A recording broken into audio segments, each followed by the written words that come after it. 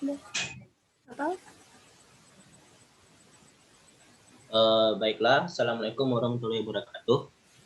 Kami dari kelompok 14 akan menjelaskan mengenai tentang keseimbangan air atau water balance. Di sini kami beranggotakan 3 orang, di mana ada Muhammad Aizat, ada saya sendiri Nova Nakwa, dan Vera Ayu Sapitri. Mungkin selanjutnya akan disambung oleh Vera. Kepada Vera kami persilakan. Keseimbangan air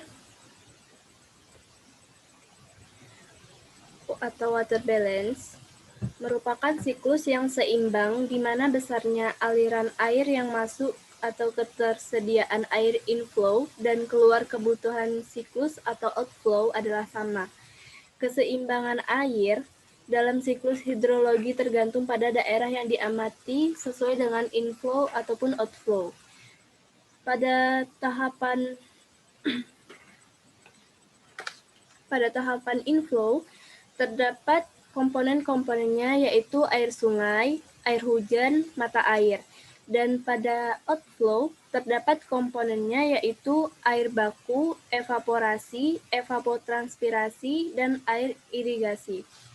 Siklus hidrologi merupakan konsep dasar tentang keseimbangan air secara global dan juga menunjukkan semua hal yang berhubungan dengan air.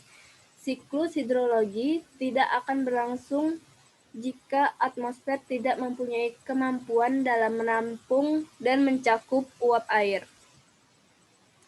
Keseimbangan air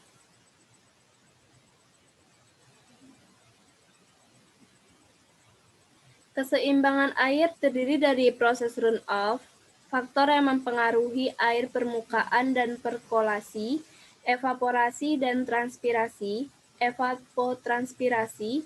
Contoh perhitungan evapotranspirasi.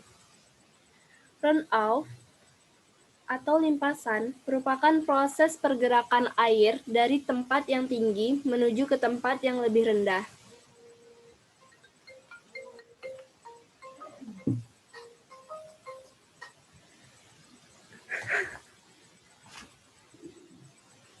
Lanjut.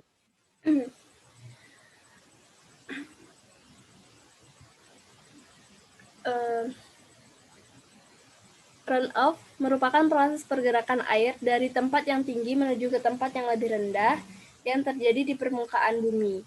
Pergerakan air dapat terjadi melalui saluran-saluran, di antaranya saluran got, sungai, danau, muara sungai. Nah, tahapan runoff ini terjadi ketika sudah di permukaan bumi. Proses ini menyebabkan air yang telah melalui siklus hidrologi akan kembali menuju ke lapisan hidrosfer bumi. Ini merupakan siklus hidrologi yang saya jelaskan tadi mengenai runoff.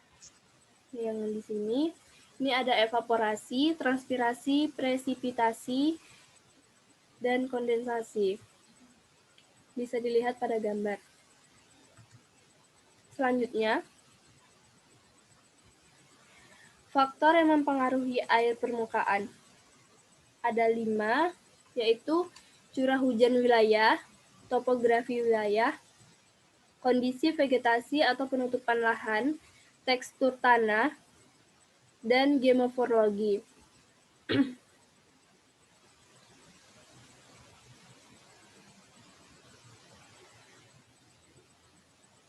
Curah hujan wilayah. Curah hujan merupakan jumlah air yang jatuh di permukaan tanah datar selama periode tertentu yang diukur dengan satuan tinggi yaitu milimeter di atas permukaan horizontal. Kaitannya dengan ketersediaan sumber daya air wilayah, kondisi curah hujan sangat berpengaruh terhadap potensi air permukaan. Hal ini karena curah hujan menjadi input sumber utama ketersediaan air permukaan di suatu wilayah. Maka semakin tinggi intensitas curah hujan dan durasi hujannya, maka ketersediaan air permukaan juga akan semakin tinggi dan begitu juga sebaliknya. Topografi wilayah. Topografi wilayah merupakan istilah yang berkaitan dengan kemiringan atau kontur lahan. Ada beberapa jenis topografi yang dikenal secara umum, di antaranya yaitu daerah berbukit, dataran, dan pegunungan. Topografi wilayah mempelajari tentang relief permukaan, model 3 dimensi, dan identifikasi jenis lahan. Kaitannya dengan sumber daya air, yaitu permukaan topografi berperan dalam proses runoff dan infiltrasi air permukaan. Kondisi topografi yang bervariasi akan memberikan respon yang bervariasi pula terhadap kondisi runoff dan infiltrasi air suatu wilayah. Jadi, curah hujan yang mengenai wilayah yang mempunyai topografi berbeda, maka respon curah hujan tersebut terhadap runoff kapasitasnya akan berbeda pula. Yang ketiga yaitu kondisi vegetasi atau penutupan lahan. Alih fungsi lahan dari lahan non terbangun ke terbangun yang akan berdampak terhadap kondisi vegetasi. Kondisi vegetasi di suatu wilayah akan berpengaruh terhadap proses-proses hidrologi permukaan tanah. Vegetasi yang lebat mampu menahan laju aliran air permukaan, sehingga berdampak terhadap ketersediaan air permukaan dan begitu juga sebaliknya. Yang keempat ada tekstur tanah. Tekstur merupakan perbandingan relief antara fraksi pasir, debu, dan tanah liat, yaitu partikel tanah yang diameter efektifnya 2 mm kaitannya dengan kondisi air permukaan, maka tekstur tanah akan berdampak pada tingkat infiltrasi tanah. Tekstur tanah yang dominan pasir cenderung tingkat infiltrasinya lebih cepat apabila dibandingkan dengan tanah bertekstur lempung. Nah, di sebelah kanan itu merupakan contoh dari pasir, tanah liat, dan saya lupa satunya. Dan ini contohnya ya. Dan karena karena fragmennya kalau lempung itu lebih kecil, maka pori tanah lempung akan menjadi kecil. Sedangkan untuk pasir, fragmennya agak besar, sehingga porinya juga besar. Dan kesempatan untuk masuk ke dalam tanah agak besar, gitu.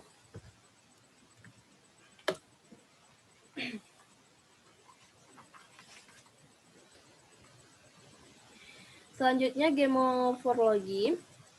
Satuan bentuk lahan yang merupakan salah satu aspek dari geomorfologi yang dicirikan oleh relief, litologi, tanah, dan penggunaan lahan. Setiap satuan bentuk lahan akan memiliki respon tertentu terhadap keberadaan air permukaan sehingga dapat dipakai menyusun satuan hidromorfologi. Bentuk lahan bentukan asal fluvial merupakan bentuk lahan yang memiliki potensi air permukaan yang baik apabila dibandingkan dengan bentuk lahan lainnya.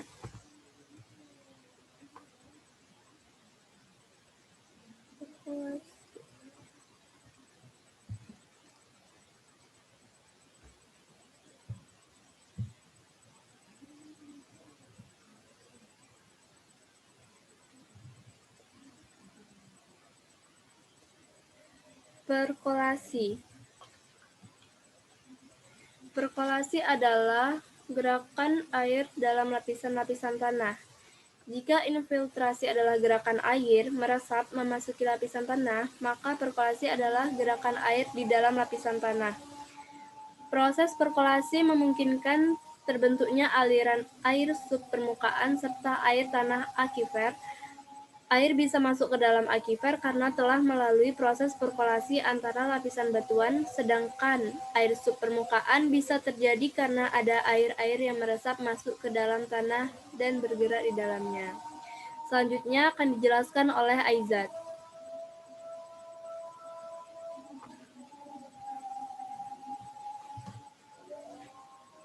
Baiklah, di sini saya akan menjelaskan tentang evaporasi dan transpirasi. Nah, adapun evaporasi atau penguapan adalah peristiwa berubahnya air menjadi uap akibat dari penguraian yang ditimbulkan oleh energi matahari, di mana energi yang diterima digunakan untuk merubah air menjadi. Selanjutnya, pada uap-uap yang terbentuk terperangkap energi matahari di dalamnya yang disebut sebagai panas laten. Oleh karenanya, panas laten itulah uap air tersebut dapat membumbung ke atmosfer. Selanjutnya, yaitu transpirasi. Transpirasi adalah penguapan yang terjadi saat proses fotosintesis oleh tumbuh-tumbuhan pada daun, atau disebut juga pernapasan pada daun-daun. Proses ini akan terjadi sepanjang hari. Bila jumlah cadangan air tersedia dengan cukup, maka penguapan tadi disebut transpirasi, atau penguapan yang terjadi disebut evapotranspirasi potensial atau ETO. Next.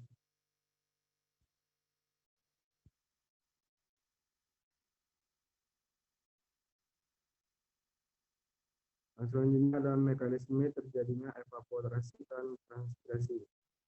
Penguapan di udara akan terjadi pada saat titik hujan jatuh ke permukaan bumi. Karena terjadinya pergesekan antara titik air hujan dengan udara, maka sebagian dari butir yang jatuh tersebut menguap kembali ke udara. Terjadinya penguapan ini adalah akibat dari peningkatan suhu atmosfer.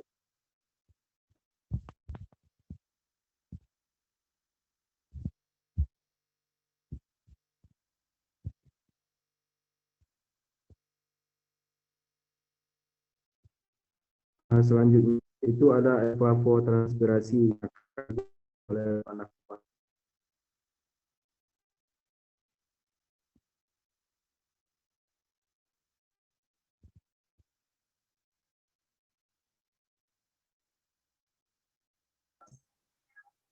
Baiklah, selanjutnya mengenai tentang evapotranspirasi. Evapotranspirasi pada dasarnya adalah kombinasi proses kehilangan air dari suatu lahan menuju ke atmosfer melalui dua proses, yaitu evaporasi dan transpirasi, yang dimana sudah dijelaskan pada sebelumnya oleh Aizat. Siklus air ini berperan dalam mengembalikan air menuju atmosfer, sehingga siklus air ini berulang secara konstan. Proses ini juga penting dalam perhitungan air, terutama untuk tanaman. Evapotranspirasi sendiri terbagi menjadi dua proses, yaitu proses evaporasi dan juga pada transpirasi.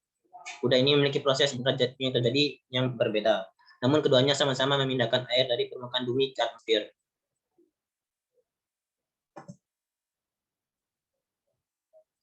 Evapotranspirasi dapat dibedakan menjadi dua, yaitu evapotranspirasi potensial atau ETP dan evapotranspirasi aktual atau ETA. Kedua istilah ini memiliki kemiripan, tetapi pada dasarnya konsepnya berbeda. Yang dimana evapotranspirasi potensial atau ETP adalah evapotranspirasi yang mungkin terjadi pada suatu permukaan tanah dengan kondisi tutupan vegetasi tertentu.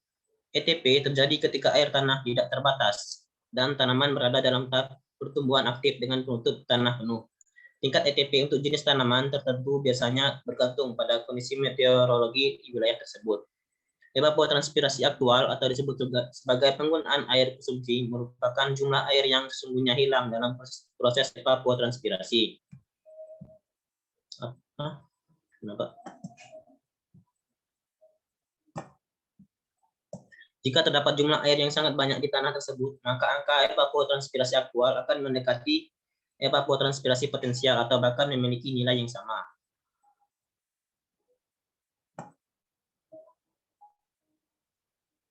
Lanjutkan.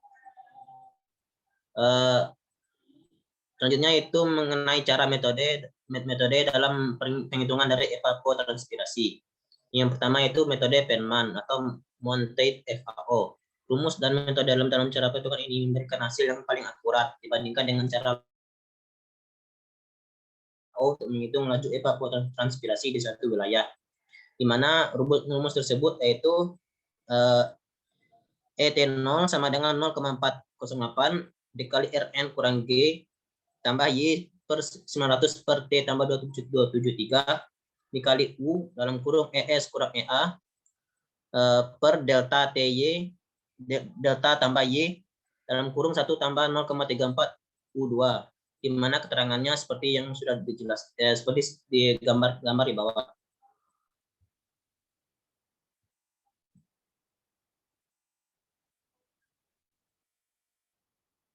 Selanjutnya yaitu metode Blaney-Criddle. Metode kedua yang digunakan dalam metode Blaney-Criddle adalah yang cukup sederhana, namun tetap bisa menghitung proses evapotranspirasi yang terjadi pada suatu wilayah. Blaney-Criddle membutuhkan data berupa data suhu, jumlah jam pada siang hari, serta koefisien dari tanaman impedans pada suatu wilayah, di mana rumusnya ETO sama dengan P dalam kurung 0,46 dikali T min tambah 8,13, di mana P persentase harian siang hari rata-rata tahunan, dan T min sama dengan suhu rata-rata harian.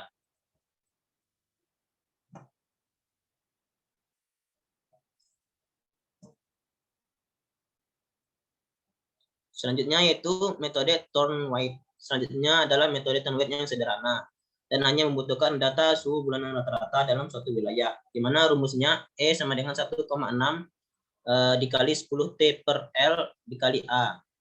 Nah, di mana E evapotranspirasi acuan atau ETO, T temperatur udara rata-rata bulan, L heat index tahunan atau musiman, dan A koefisien tepat yang diteliti.